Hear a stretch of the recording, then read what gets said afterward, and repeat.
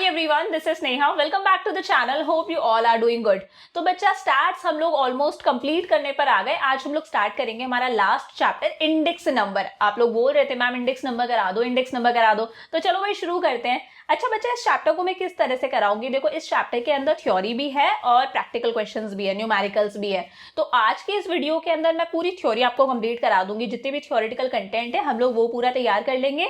Then next video के अंदर जितने भी प्रैक्टिकल क्वेश्चंस है, जितने भी न्यूमेरिकल क्वेश्चंस है, वो हम लोग डिस्कस करेंगे। अगर थोड़ा बहुत और रह जाएगा तो एक वीडियो और बना दूंगी, वहां पर कंप्लीट करा दूंगी। तो मैक्सिमम 3 वीडियोस में आपका ये चैप्टर कंप्लीट हो जाएगा। कोशिश करेंगे 2 वीडियोस में कंप्लीट कर लें, अदरवाइज 3 वीडियोस में हम लोग इस चैप्टर को कंप्लीट कर लेंगे। So let's start.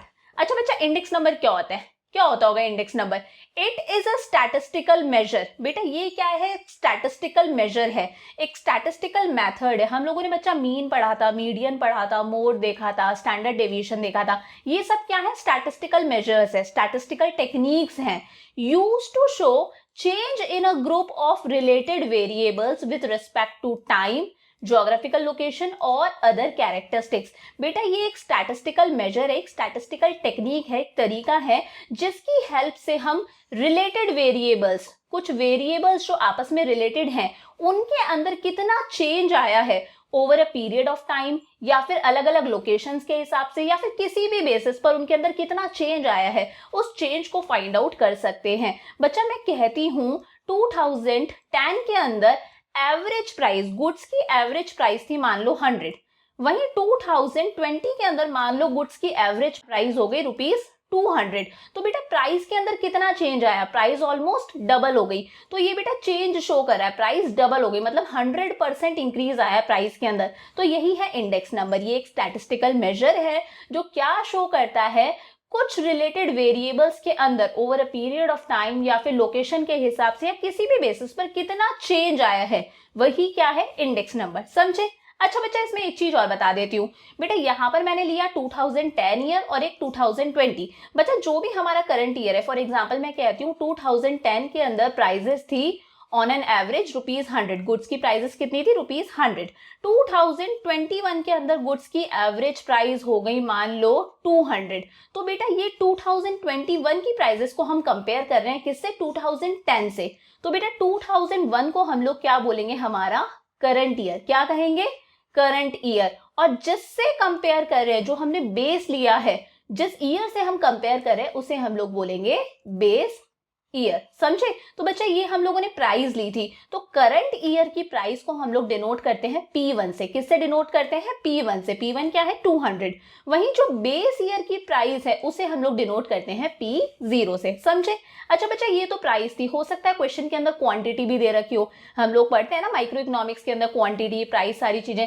अगर क्वांटिटी भी दे रखी है तो बेटा वैसे ही करंट ईयर की क्वांटिटी को बोलेंगे Q1 और बेस ईयर की क्वांटिटी को बोलेंगे Q0। समझे?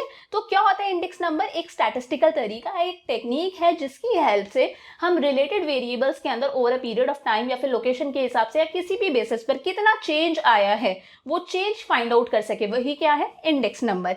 यहाँ पर क्या देखा? करंट ईयर कौन सा है जिसकी हम बात कर रहे हैं, और करंट ईयर को जिससे कंपेयर करते हैं उसे क्या बोलते हैं हम लोग? Base year. करंट ईयर की प्राइस को बोलते हैं P1, करंट ईयर की क्वांटिटी को बोलते हैं Q1, बेस ईयर की प्राइस को बोलते हैं P0 और बेस ईयर की क्वांटिटी को बोला जाता है Q0। समझे? अब देखते हैं बेटा कैरेक्टरिस्टिक्स ऑफ इंडेक्स नंबर। बच्चा याद रखना, कैरेक्टरिस्टिक्स को फीचर्स भी बोला जाता है। Don't get confused in exams अगर फीचर्स लिखा हुआ आ जाए तो। बेटा फर्स्ट कैरेक्टरिस्टिक है रिलेटिव चेंज। बेटा यहाँ पर हम लोग चेंज शो करते हैं in relation to any previous year. जैसे मैंने 2021 की प्राइस को कंपेयर करा 2010 की प्राइस से, तो मेरा जो आंसर आया वो किसके अंदर आ रहा है? परसेंटेज के अंदर आ रहा है कि हमारी जो प्राइस है वो 100% इंक्रीज हो गई। तो यहाँ पर हम रिलेटिव चेंज शो करें। रिलेटिव चेंज मतलब जो चेंज शो कर रहे हैं वो किसी बेस ईयर के आधार पर करें, किसी बेस ईयर को लेकर हम लोग चेंज शो करें। हमारा चेंज किसके अंदर आएगा?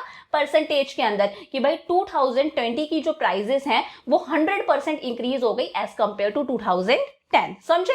सेकेंड है बेटा क्वांटिटेटिव एक्सप्रेशन। बेटा यहाँ पर हम लोग जो चेंज शो करें वो क्वांटिटी में शो करें। एक तो मैं बोलूं prices have been increased a lot. अब बेटा ये क्या है, क्वालिटेटिव स्टेटमेंट है, मैं यहाँ पर मैथमेटिकली कोई बात नहीं कह रही, मैं क्या कह रही हूँ, prices have been increased a lot, तो ये क्वालिटेटिव स्टेटमेंट है। वहीं मैं बोलूँ prices have been increased by 100%, prices have been increased by 7%, तो बेटा मैं यहाँ पर क्वांटिटी बता रही हूँ, तो ये क्या करता है, क्वांटिटेटिव एक्सप्रेशन देता है किसी भी प्रॉब्लम का। थर्ड है एवरेजेस। बेटा अगर मैं कहती हूँ प्राइजेस इंक्रीज हो गई, कितने परसेंट से, 7% से प्राइजेस इंक्रीज हो गई, इसका मतलब ये नहीं है कि जितने भी गुड्स थे उन सबकी प्राइस 7% से इंक्रीज हुई है। हो सकता है किसी गुड की प्राइस 2% से इंक्रीज हुई थी, किसी की 3% से इंक्रीज हुई थी, मैं कह दूं किसी की 8% से इंक्रीज हुई, किसी की 10% से इंक्रीज हुई। तो यहाँ पर हम लोग ये नहीं कह रहे कि हर गुड की प्राइस ही 7% से इंक्रीज हुई। ऑन एन एवरेज सारे गुड्स की मिला के जब हम एवरेज निकाल रहे हैं तो मान लो 7% से प्राइसेस इंक्रीज हो गई, तो यहाँ पर हम चीजें लेते हैं ऑन एन एवरेज, एग्जैक्टली नहीं लेते। अब बात आती है problems in the construction of index number. बच्चे जब हम इंडेक्स नंबर बनाते हैं तो हमें किन किन प्रॉब्लम्स का, किन किन डिफिकल्टीज का सामना करना पड़ता है। अब बच्चा इससे आप ये भी कह सकते हो कि जब आप इंडेक्स नंबर बना रहे हो तो क्या स्टेप्स फॉलो करोगे। आप देखोगे प्रॉब्लम्स नहीं है, एक तरह से स्टेप्स है कि इंडेक्स नंबर किस तरह से कंस्ट्रक्ट किया जाता है प्रैक्टिकल लाइफ में। तो फर्स्ट है पर्पस ऑफ इंडेक्स नंबर। भाई इंडेक्स नंबर बनाने से पहले आपके माइंड में पर्पस होना चाहिए कि किस पर्पस के लिए आपको इंडेक्स नंबर बनाना है। बच्चा देखो अलग अलग तरह के इंडेक्स नंबर होते हैं, एक होता है कंज्यूमर प्राइस इंडेक्स, एक होता है होलसेल प्राइस इंडेक्स, एक होता है production index, export import index, अलग अलग तरह के इंडेक्स नंबर्स होते हैं, सबका अपना अपना तरीका होता है, अपना अपना मकसद होता है। तो पहले हम लोग ये फाइंड आउट करें कि भाई हमारा मकसद क्या है। सपोज मेरा मकसद है, मुझे जानना है लोगों के कॉस्ट ऑफ लिविंग के बारे में, कि भाई लोगों का जीवन जीने के लिए कितना खर्चा आता है, उनका स्टैंडर्ड ऑफ लिविंग कैसा है। तो बेटा इसके लिए मैं क्या फाइंड आउट करूंगी, कंज्यूमर प्राइस इंडेक्स। क्या निकालूंगी मैं इसके लिए, कंज्यूमर प्राइस इंडेक्स की प्राइस में जो चेंज आ रहा है वो कितना चेंज आ रहा है, इसका लोगों पर क्या असर पड़ेगा। तो इंडेक्स नंबर बनाने से पहले सबसे पहले हमें उसका पर्पस डिसाइड करना पड़ेगा कि हमारा क्या मकसद है इंडेक्स नंबर बनाने का। उसके अकॉर्डिंगली जो इंडेक्स नंबर बनेगा, wholesale price index, consumer price index, production index, export import index, आगे देखोगे आप नाम, वो इंडेक्स नंबर हम लोग बना लेंगे। चलो भाई पर्पस डिसाइड कर लिया। अब सेकेंड प्रॉब्लम आती है सिलेक्शन ऑफ बेस ईयर। बेटा 2020 की प्राइस को मैं किससे कंपेयर कर रही हूं, 2010 की प्राइसेस से। ये 2010 क्या है, मेरा बेस ईयर है। तो बेटा करंट ईयर की प्राइस, क्वांटिटी, जिस भी चीज, जो भी चीज हमारे पास में है उसे हम बेस ईयर से कंपेयर करेंगे। तो अब बेस ईयर कौन सा सिलेक्ट करें, तो बेस ईयर बेटा एक ऐसा ईयर सिलेक्ट करो जो एक नॉर्मल ईयर था, जिसमें बहुत ज्यादा अप्स एंड डाउन्स नहीं थे, ज्यादा उतार चढ़ाव नहीं थे। फॉर एग्जाम्पल आने वाले टाइम पर मान लो मैं 2030 की प्राइसेस को कंपेयर करूंगी 2019 से, मान लो, तो बेटा मुझे रिजल्ट्स बहुत गलत मिलेंगे। क्यों मिलेंगे, क्योंकि 2019 तो कोरोना से भरा हुआ था, कितने अप्स और कितने डाउन्स थे। तो बेटा ये मुझे जो कंक्लूजन देगा, जो रिजल्ट देगा, वो रिजल्ट सही नहीं होगा। तो बेस ईयर एक ऐसा सिलेक्ट करो जो बहुत ही नॉर्मल ईयर हो, जिसमें ज्यादा उतार चढ़ाव ना हो, समझे। थर्ड है selection of goods and services. अब भाई यहाँ पर हमें अलग अलग गुड्स और सर्विसेज लेने हैं, ठीक है। सपोज मुझे कंज्यूमर प्राइस इंडेक्स बनाना है तो मैं अलग अलग गुड्स और सर्विसेज वहां पर लूंगी। तो कौन कौन से गुड्स और सर्विसेज को इंक्लूड करूं, इकोनॉमी के अंदर तो बहुत सारे गुड्स होते हैं बेटा, मैं सारे गुड्स और सर्विसेज को तो इंक्लूड नहीं कर सकती। तो उन गुड्स और सर्विसेज को इंक्लूड करना है जो बहुत इंपॉर्टेंट है, जो हर लोग यूज कर रहे हैं। फॉर एग्जाम्पल मैं बोल देती हूँ घी ले लो, ठीक है। फॉर एग्जाम्पल मैं कहती हूँ राइस ले लो, वीट ले लो, ठीक है। इस तरह के गुड्स लो, क्लोथ्स ले लो, इस तरह के गुड्स लो जो सब लोग यूज कर रहे हैं, जो मैक्सिमम रिप्रेजेंट कर सके। तो अब हमें डिसाइड करना था कौन से गुड्स और सर्विसेज लें, तो वो गुड्स और सर्विसेज लो जो मैक्सिमम लोग यूज कर रहे हैं, जो सबसे ज्यादा डेटा को रिप्रेजेंट कर सकते हैं। अब बात आती है selection of the price of goods and services. जो गुड्स और सर्विसेज आपने सिलेक्ट करे हैं उनकी कौन सी प्राइस लें, तो बेटा प्राइस भी अलग अलग होती है। एक होती है रिटेल प्राइस। कौन सी प्राइस, रिटेल प्राइस, जिस प्राइस पर हम लोग सामान खरीद के लेकर आते हैं। हम लोग एक बिस्किट खरीद के लेकर आते हैं, मान लो 10 रुपए का, ये क्या है, इसकी रिटेल प्राइस। एक होती है होलसेल प्राइस बेटा, होलसेल प्राइस। होलसेल प्राइस कौन सी होती है, जिस प्राइस पर वो जो रिटेलर है, जो बाहर शॉपकीपर है, वो होलसेलर से सामान लेकर आ रहा है, वो उसी बिस्किट को 8 रुपए में लेकर आ रहा है, हमें 10 में बेच रहा है। तो बेटा हम ये प्राइस इंडेक्स बनाते टाइम रिटेल प्राइसेस को कंसिडर करें, होलसेल प्राइस को कंसिडर करें, कौन सी प्राइस को कंसिडर करें, ये डिसाइड करना। देन है फाइंडिंग द एवरेज प्राइजेस। अब बेटा यहाँ पर हम लोगों ने प्राइजेस ले ली 2021 की। किस किस की प्राइस ली बेटा, हम लोगों ने घी की प्राइस ले ली, वीट की प्राइस ले ली, मान लो राइस की प्राइस ले ली, क्लोथ्स की प्राइस ले ली, सबकी प्राइस ले ली, तो बेटा ऐसे कि ऐसे हम लोग प्राइस नहीं लिख देंगे। जब हम 2010 से कंपेयर करेंगे तो पहले इसका एवरेज निकालो, फिर इसका एवरेज निकालो, और एवरेजेस को कंपेयर करा जाता है, सबको अलग अलग कंपेयर नहीं करते। अभी की सारी प्राइजेस लो, पहले की सारी प्राइजेस लो, और सबकी एवरेज निकाल के उसे कंपेयर करना है। तो अब हमें क्या करना पड़ता है, एवरेज प्राइजेस कैलकुलेट करनी होती है। देन है सिलेक्शन ऑफ वेट। बेटा आपने देखा होगा वेट भी दिया जाता है चीजों को। बेटा जो चीज ज्यादा इंपॉर्टेंस की है, क्लोथ ज्यादा इंपॉर्टेंस के है, वीट ज्यादा इंपॉर्टेंस वाला आइटम है, राइस ज्यादा इंपॉर्टेंस वाला आइटम है, उसे वेट दे दो, ठीक है। फॉर एग्जाम्पल मैं यहाँ पे लिखती हूँ घी की प्राइस। घी की प्राइस मैंने लिख दी मान लो 200। यहाँ पर मैंने राइस की प्राइस लिख दी, राइस की प्राइस मैंने लिख दी 100। वीट की प्राइस मैंने लिख दी, वीट की प्राइस मैंने ले दी 150। तो इनके सामने हम लोग इन्हें वेट देते हैं, ठीक है। फॉर एग्जांपल घी को मैंने वेटेज दिया है 2, राइस को मैंने वेटेज दिया 3, वीट बहुत लोग यूज करते हैं, इसे मैंने वेटेज दे दिया 5। तो हम लोग उन चीजों को उनकी अकॉर्डेंस के हिसाब से वेट भी देते हैं। Then choice of average. अच्छा बेटा एवरेज निकालने के लिए कौन सा मेथड यूज करें, तो एवरेज निकालने के बहुत सारे मेथड होते हैं। ज्योमेट्रिक मेथड हो गया, अर्थमेटिक एवरेज हो गया। आपको कौन सा एवरेज यूज करना है, ज्योमेट्रिक एवरेज यूज करना है, अर्थमेटिक एवरेज यूज करना है, वो मेथड डिसाइड कर लो। और लास्ट है सिलेक्शन ऑफ फॉर्मूला। बेटा सिलेक्शन ऑफ फॉर्मूला, इस चैप्टर के अंदर बहुत सारे फॉर्मूला है।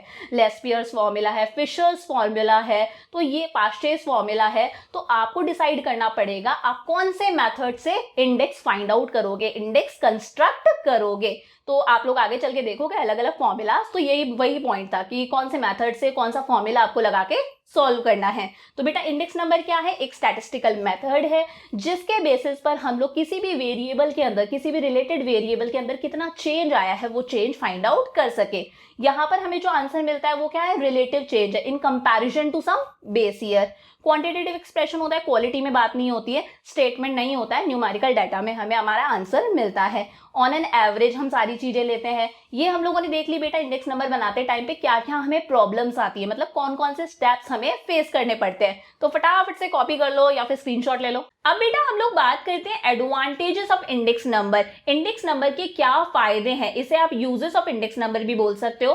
तो फर्स्ट है measurement of change in the price level. बेटा इंडेक्स नंबर्स की हेल्प से हमें पता चलता है कि प्राइस के अंदर कितना चेंज आया। अभी मैंने बताया था 2010 के अंदर एवरेज प्राइस थी गुड्स और सर्विसेज की 100, वहीं 2020 में प्राइस हो गई 200, प्राइस इतनी इंक्रीज हो गई। तो बेटा प्राइस के अंदर कितना चेंज आया इसका पता हमें किससे चलता है, इंडेक्स नंबर से चलता है। हमें पता चला हमारी प्राइस डबल हो गई, मतलब 100% इंक्रीज आया है प्राइस के अंदर, किससे पता चला, इंडेक्स नंबर से। बच्चे जब प्राइसेस बहुत ज्यादा इंक्रीज होने लग जाती हैं कंट्री के अंदर तो उसे बोला जाता है इन्फ्लेशन। जब बहुत ज्यादा महंगाई बढ़ती है उसे क्या बोलते हैं, इन्फ्लेशन। वहीं जब प्राइसेस बहुत ज्यादा डिक्रीज होने लग जाती है, सपोज ये 100 से गिर के 50 हो जाती है, तो मतलब प्राइस डिक्रीज हो गई, बहुत ज्यादा डिक्रीज होने लग गई, उसे बोला जाता है डिफ्लेशन। बच्चा आप लोग क्लास 12th के अंदर पढ़ोगे ना, कंट्री के अंदर इन्फ्लेशन अच्छा है ना कंट्री के अंदर डिफ्लेशन अच्छा है, इकोनॉमी बैलेंस्ड रहनी चाहिए। तो बेटा इसी प्राइस लेवल के अंदर चेंज से गवर्नमेंट इन्फ्लेशन और डिफ्लेशन की प्रॉब्लम्स को करेक्ट करती है। सेकेंड है knowledge of the change in standard of living. बेटा इंडेक्स नंबर्स की हेल्प से हमें पता चलता है लोगों के स्टैंडर्ड ऑफ लिविंग में कितना चेंज आया है। फॉर एग्जांपल मैं कहती हूँ कि बहुत ज्यादा इन्फ्लेशन हो गया, प्राइसेस बहुत ज्यादा इंक्रीज हो गई, 100% इंक्रीज आ गया यार प्राइसेस के अंदर। तो बच्चा अगर प्राइसेस इतनी इंक्रीज हो गई, अगर इतना इन्फ्लेशन आ गया है, तो एक लो इनकम ग्रुप या फिर एक मिडिल क्लास पर्सन कहीं ना कहीं अपना कंजम्पशन कम कर देगा या नहीं कर देगा, वो अपनी जरूरत की चीजें भी नहीं खरीदेगा। जरूरत की चीजें नहीं खरीदेगा तो बेटा उसका स्टैंडर्ड ऑफ लिविंग क्या होगा, डिक्रीज होगा। तो इससे हमें पता चलता है लोगों का स्टैंडर्ड ऑफ लिविंग इंप्रूव हो रहा है या फिर डाउन जा रहा है, क्या उसमें चेंजेस आ रहे हैं। नेक्स्ट है adjustment in salaries and allowances. बच्चा यहाँ पर हमें प्राइस का पता चलता है, प्राइस में कितना चेंज आ रहा है। अगर हमने पाया कि प्राइसेस बहुत ज्यादा इंक्रीज हो गई हैं तो बेटा चाहे गवर्नमेंट हो चाहे वो प्राइवेट एम्प्लॉयर्स हो, वो अपने एम्प्लॉयज की सैलरीज को कहीं ना कहीं क्या करेंगे, इंक्रीज करेंगे या फिर उन्हें किसी तरह के अलाउंसेस देने लग जाएंगे। बेटा एक अलाउंस होता है डीए, एक्स्ट्रा मनी। जब महंगाई बहुत ज्यादा बढ़ जाती है तो एम्प्लॉयज को डीए दिया जाता है, डीएनएस अलाउंस से बोलते हैं, जब महंगाई इंक्रीज होती है, ताकि वो कहीं ना कहीं थोड़ा और अपना कंजम्पशन सुधार सके, एक अच्छा स्टैंडर्ड ऑफ लिविंग जी सके। तो बेटा यहाँ पर हमें पता चलता है प्राइस के अंदर कितना चेंज आ रहा है। अगर प्राइसेस बहुत ज्यादा इंक्रीज हो जाती है तो गवर्नमेंट या फिर प्राइवेट एम्प्लॉयर्स जो भी अच्छी कंपनीज वगैरह है वो अपने एम्प्लॉयज की सैलरी को इंक्रीज कर देते हैं। अब बेटा नेक्स्ट है यूजफुल टू बिजनेस कम्युनिटी। बेटा प्राइसेस में कितना चेंज आ रहा है, प्रोडक्शन में कितना चेंज आ रहा है। एक और इंडेक्स नंबर होता है जिसे बोला जाता है प्रोडक्शन इंडेक्स नंबर। तो बेटा इन सब चीजों की वजह से बिजनेसमैन को पता चलता है उसके प्रोडक्शन में कितना चेंज आया है, प्राइसेस में कितना चेंज आया है, तो वो फ्यूचर के लिए पॉलिसीज और प्रोग्राम्स इन्हें कंसिडर करके इन्हें ध्यान में रखकर बना सकता है। नेक्स्ट है इंफॉर्मेशन रिगार्डिंग प्रोडक्शन। मैंने बताया था एक क्या होता है, प्रोडक्शन इंडेक्स भी होता है। क्या होता है प्रोडक्शन इंडेक्स? इसमें पता चलता है कि प्रोडक्शन कितना इंक्रीज हुआ है या फिर प्रोडक्शन कितना डिक्रीज हुआ है। तो इसे भी ध्यान में रखकर जो बिजनेसमैन है वो प्रोडक्शन से रिलेटेड और प्रोग्राम्स और पॉलिसीज बना सकते हैं। तो ये उन्हें नेसेसरी इंफॉर्मेशन देता है उनके प्रोडक्शन से रिलेटेड। नेक्स्ट है इंफॉर्मेशन रिगार्डिंग फॉरेन ट्रेड। बेटा एक होता है एक्सपोर्ट इंपोर्ट इंडेक्स। क्या होता है? Export import index. अलग अलग तरह के इंडेक्स नंबर्स होते हैं। अभी हम लोगों ने देखा प्राइस इंडेक्स, अभी हमने देखा प्रोडक्शन इंडेक्स, अब ये है एक्सपोर्ट इंपोर्ट इंडेक्स। तो बेटा इससे पता चलता है एक्सपोर्ट्स इंक्रीज हो रहे हैं या डिक्रीज हो रहे हैं, इंपोर्ट्स इंक्रीज हो रहे हैं या डिक्रीज हो रहे हैं। तो उससे रिलेटेड फिर गवर्नमेंट अपनी पॉलिसीज बना सकती है। मान लो हमारे एक्सपोर्ट्स बहुत ज्यादा डिक्रीज हो गए तो अब गवर्नमेंट पॉलिसीज बनाएगी, माल को थोड़ा सा सस्ता कर देगी ताकि हमारे एक्सपोर्ट्स इंक्रीज हो सके। तो इस तरह से गवर्नमेंट रिलेटेड पॉलिसीज वगैरह बनाती है इन सब चीजों के बेसिस पर। Useful to politicians. अब बेटा पॉलिटिशियंस के लिए भी यूजफुल है। पॉलिटिशियंस अगर देखेंगे महंगाई बहुत ज्यादा इंक्रीज हो रही है तो वो उसके अकॉर्डिंग प्रोग्राम्स और पॉलिसीज वगैरह बनाएंगे, लोगों को रोजगार ज्यादा देंगे। यूजफुल टू गवर्नमेंट, सेम वही है, गवर्नमेंट के लिए भी बहुत ज्यादा यूजफुल है। अगर गवर्नमेंट को ऐसा लगता है इन्फ्लेशन बहुत ज्यादा इंक्रीज हो रहा है तो गवर्नमेंट उसे कंट्रोल करने के लिए कोई ना कोई स्टेप्स लेगी। गवर्नमेंट को दिख रहा है लोगों का स्टैंडर्ड ऑफ लिविंग डाउन जा रहा है तो गवर्नमेंट क्या करेगी, ज्यादा से ज्यादा एम्प्लॉयमेंट लोगों को प्रोवाइड करेगी, ज्यादा से ज्यादा जॉब्स लोगों को प्रोवाइड करेगी। कहीं ना कहीं गवर्नमेंट प्रोडक्शन इंक्रीज करेगी, खुद स्कूल्स खोलेगी, खुद फैक्ट्रीज खोलेगी, तो कंट्री का स्टैंडर्ड ऑफ लिविंग अपने आप इंप्रूव होगा। तो ये सारे क्या हो गए बेटा, यूजेस ऑफ इंडेक्स नंबर। अब बच्चा अगर किसी चीज के फायदे हैं तो इकोनॉमिक्स में डेफिनेटली उस चीज के लिमिटेशंस भी हैं, उस चीज के डीमेरिट्स भी हमें पढ़ने पड़ेंगे, हो या ना हो तुम्हें तो बना के लिखने हैं। तो फर्स्ट है नॉट कंप्लीटली ट्रू। बेटा इंडेक्स नंबर्स हमें कंप्लीट इंफॉर्मेशन नहीं देते। अभी पीछे मैंने बताया था यहां पर जो रिजल्ट होते हैं वो क्या होते हैं, एवरेज बेसिस पर होते हैं। बेटा अगर मान लो प्राइजेस इंक्रीज हुई हैं, कितने से इंक्रीज हुई, 7% से, इसका मतलब ये नहीं है हर गुड की प्राइस 7% से इंक्रीज हो गई, घी की प्राइस 7% से इंक्रीज हो गई, शुगर की प्राइस 7% से इंक्रीज हो गई, ये पॉसिबल नहीं है। हो सकता है किसी गुड्स की प्राइस 3% से इंक्रीज हुई हो तो किसी गुड की प्राइस 10% से भी इंक्रीज हुई हो। तो यहाँ पर जो हम रिजल्ट लेते हैं वो सिर्फ एक एवरेज बेसिस पर लेते हैं, तो ये कंप्लीट इंफॉर्मेशन हमें नहीं देता। सेकेंड है इंटरनेशनल कंपैरिजन नॉट पॉसिबल। बेटा हम लोग यहाँ पर इंटरनेशनल कंपैरिजन नहीं कर सकते, एक कंट्री का कंपैरिजन दूसरी कंट्री से नहीं कर सकते।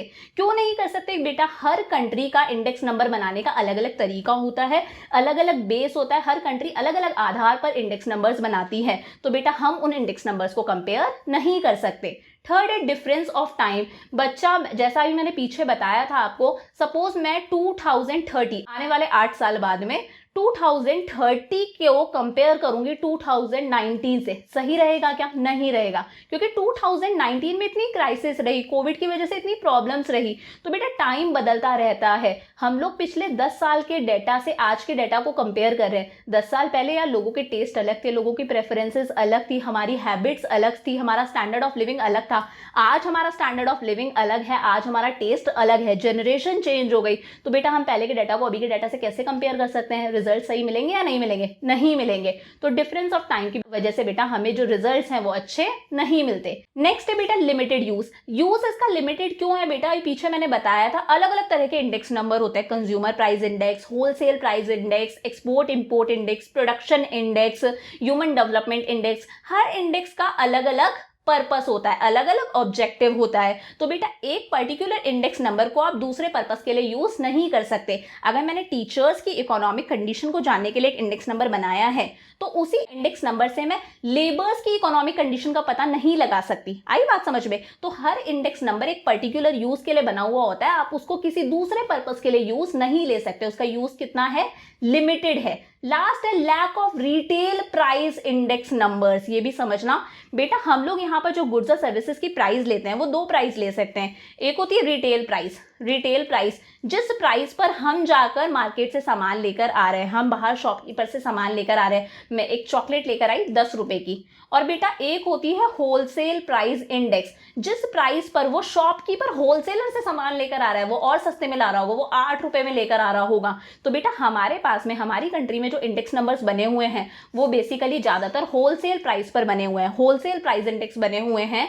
वहीं रिटेल प्राइस इंडेक्स कम है, तो there is lack of retail price index. जबकि ये ज्यादा जरूरी है, कंज्यूमर्स तो रिटेल प्राइस पर ही खरीद रहे हैं ना, हम तो 10 रुपए पे ही खरीद रहे हैं, हम थोड़ी ना 8 रुपए में खरीद रहे हैं। तो हमारे स्टैंडर्ड ऑफ लिविंग का पता तो हमें 10 रुपए से चलेगा। जिस प्राइस पर हम खरीद रहे हैं वही हमारी कंट्री में किस पर बने हुए हैं, ये होलसेल प्राइस पर बने हुए हैं। तो रिटेल प्राइस इंडेक्स की क्या है, कमी है। तो बच्चा आज इंडेक्स नंबर की थ्योरी मैंने आपको कंप्लीट करा दी। अब नेक्स्ट वीडियो के अंदर जितने भी प्रैक्टिकल क्वेश्चंस है, जितने भी न्यूमेरिकल क्वेश्चंस है, वो सारे हम लोग डिस्कस कर लेंगे। पहले मैं कॉन्सेप्ट समझा दूंगी, देन सब कॉन्सेप्ट्स का एक एक क्वेश्चन आप लोगों को करा दूंगी। अगर फिर भी थोड़ा बहुत टॉपिक रह जाएगा तो हम लोग एक वीडियो और बनाएंगे, उसके अंदर इसे डिस्कस कर लेंगे। सो वीडियो अच्छा लगा तो यार वीडियो को लाइक कर दो और दोस्तों के साथ में अच्छे से शेयर करो। So see you in the next video, bye for now.